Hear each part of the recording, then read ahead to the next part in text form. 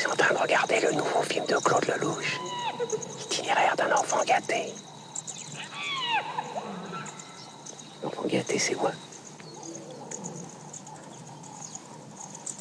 Celui qui me fait le plus de misère dans le film, c'est Richard Anconina.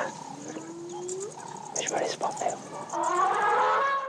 Merci d'être avec nous, très heureux de vous retrouver au sommaire hommage à la légende populaire itinéraire d'un enfant adoré du cinéma français qui nous a quittés cette semaine. Richard Anconina se lance un défi sur les planches à Marigny. Il témoigne ce soir de son amitié avec Jean-Paul Belmondo, la grande rentrée de Vanessa Paradis, le cinéma et une première pour elle, le théâtre dans quelques jours. L'instant archive de ce soir, la danse Gene Kelly, passion commune de tous nos invités. L'invité surprise de ce soir depuis sa loge, vous le verrez, et le live de 20h30, le rythme, la danse, le son et la passion selon Ulysses. À suivre également tout au long de l'émission, l'article Marc-Antoine Coulon qui est derrière moi. Bonsoir Marc-Antoine, il dressera le portrait de nos invités, c'est à découvrir tout à l'heure. Mais d'abord l'acte 1, commençons par un extrait d'une scène culte du cinéma, Face à face, d'un côté Jean-Paul Belmondo, de l'autre notre invité, notre premier invité, Richard Anconina, itinéraire d'un enfant gâté, signé Claude Lelouch. Regardez.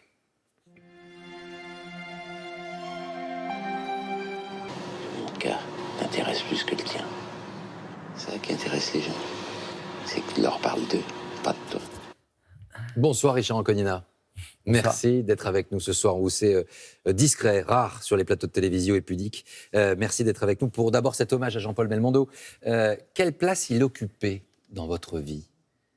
On s'est rencontrés pendant le film. Ouais. Donc c'était d'abord un partenaire et puis c'est devenu très vite un ami puisqu'on était en Afrique et qu'en Afrique, dans la brousse, les liens se tissent. Voilà, les liens se tissent.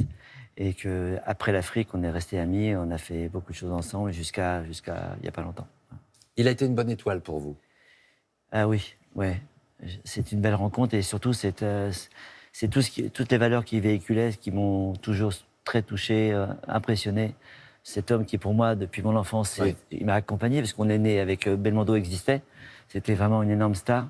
Et de voir cet homme si humble, si bienveillant, si accessible.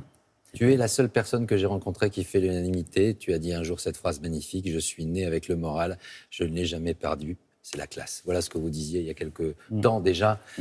L'émotion populaire, lors de ces obsèques, cette émotion populaire un peu viscérale des Français, elle ne vous a pas surpris, j'imagine? Non, évidemment. Le jour où on a appris le décès de Jean-Paul, j'ai été vraiment impressionné, saisi, sonné, mais comme des millions de gens. De se dire que voilà, il n'est plus là, c'est compliqué. Mais qu'est-ce qu'on peut faire? Malheureusement, Jean-Paul était à la fin, au bout du chemin, il était vraiment en souffrance. Fatigué. Très vraiment. Fatigué, très en souffrance. Et cet homme qui a représenté le physique, la force, tout était possible, de le voir comme ça, c'était très compliqué pour moi. 30 ans après cette scène qu'on a vue en introduction, elle reste culte, mythique. Bon, nous on la voit, vous l'avez vécue. On veut juste savoir 2-3 trucs. Est-ce que, comme d'habitude avec Lelouch, il y a eu de l'improvisation ou tout est au cordeau? Oui.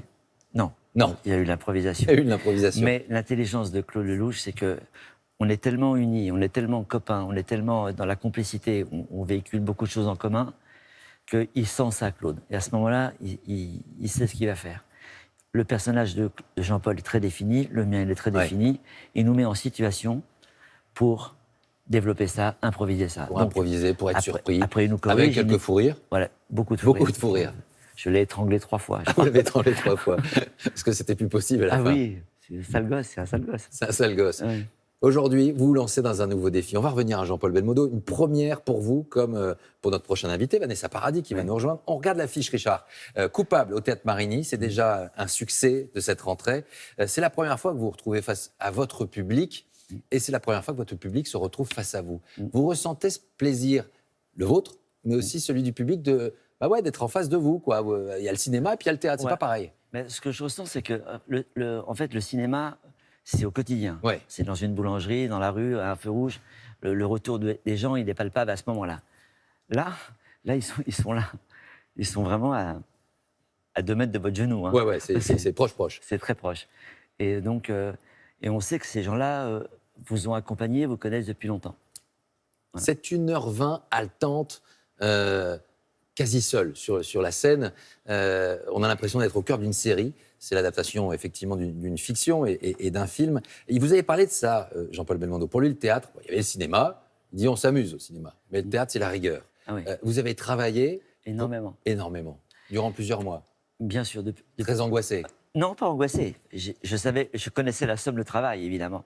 Mais j'ai eu la chance d'être accompagné par 2 personnes qui ont été formidables. C'est Richard Caillat, qui est le producteur de la pièce, et Jérémy Lippmann, qui est le metteur en scène.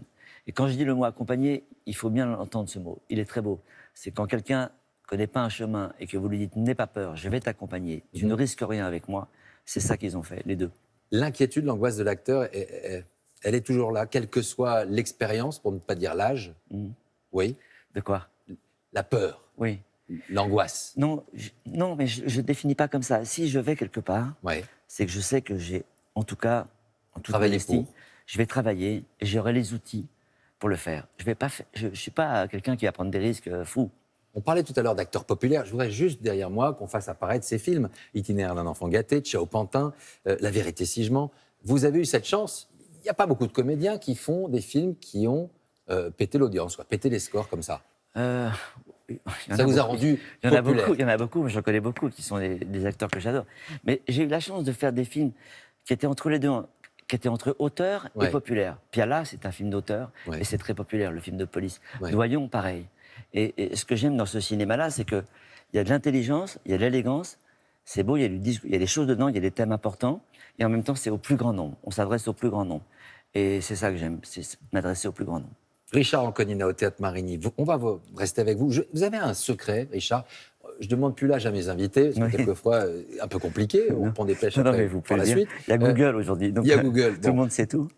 Vous avez un secret pour finalement pas bouger. Sincèrement, vous avez toujours cette... on dirait un éternel adolescent, Richard Anconina. Alors, je ne sais pas, mais je peux vous dire que... Vous parlez de moi, mais mes parents étaient comme ça. Ah. Mes parents... Donc, il y a un truc génétique. J'ai un truc génétique. Mes parents étaient très beaux et longtemps. C'est l'heure de l'acte 2. Vous restez avec nous avec un petit coin de paradis qui remplit notre espace depuis quelques années déjà. Musique, cinéma, théâtre. En attendant la comédie musicale, un jour peut-être, la vie se